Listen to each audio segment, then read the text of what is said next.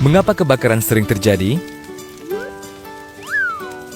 Lebih dari 70% kebakaran terjadi akibat korsleting listrik. Padahal, jika terjadi korsleting listrik, Sekring atau MCB akan otomatis memutus arus listrik sehingga tidak menimbulkan kebakaran.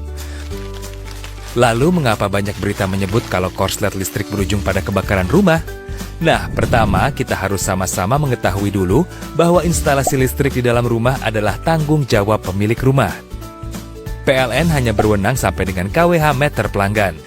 Kedua, PLN selalu memasang suatu alat pengaman pada KWH meter sehingga jika terjadi arus pendek atau korslet, maka seluruh listrik di rumah tersebut akan otomatis padam.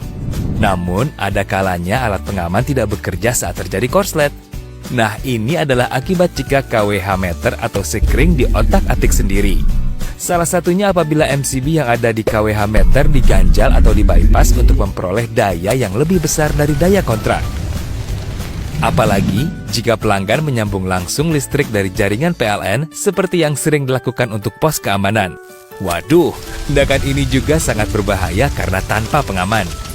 Musim kemarau panjang sering mengakibatkan alat-alat elektronik di rumah lebih mudah panas. Alat elektronik yang panas ini juga membahayakan karena bisa mengakibatkan ledakan kecil atau bahkan besar.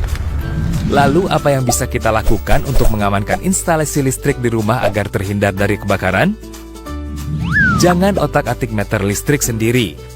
Kalau ada kendala, laporkan kepada petugas PLN. Bisa langsung menghubungi kontak center PLN 123. Cek instalasi arus listrik maksimal setiap 10 tahun sekali. Jangan sampai ada kabel rusak karena panas atau karena digigit tikus atau karena alasan lain. Serahkan kepada pekerja instalatir yang paham instalasi listrik rumah. Cek steker di rumah Anda. Jika sudah terdapat warna kehitaman di sekitarnya, segeralah ganti. Jangan menumpuk steker secara berlebihan karena akan menimbulkan panas berlebihan dan berpotensi menimbulkan kebakaran.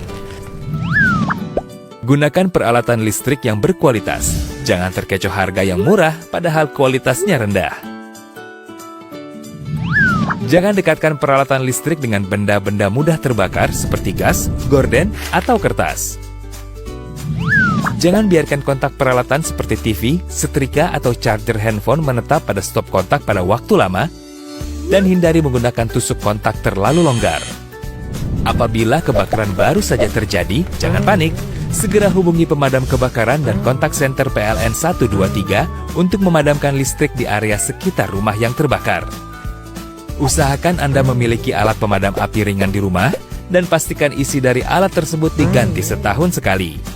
Segera putus aliran listrik di rumah dengan mematikannya langsung dari Sekring panel pusat di rumah. Jika api telah menjalar atau sedikit membesar, gunakan alat pemadam api. Jangan gunakan air atau alat lain jika listrik belum mati. Jika api sangat besar, selamatkan diri Anda dan tunggu pemadam kebakaran.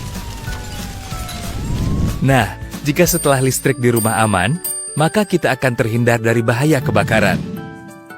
Yuk, peduli instalasi listrik di rumah kita.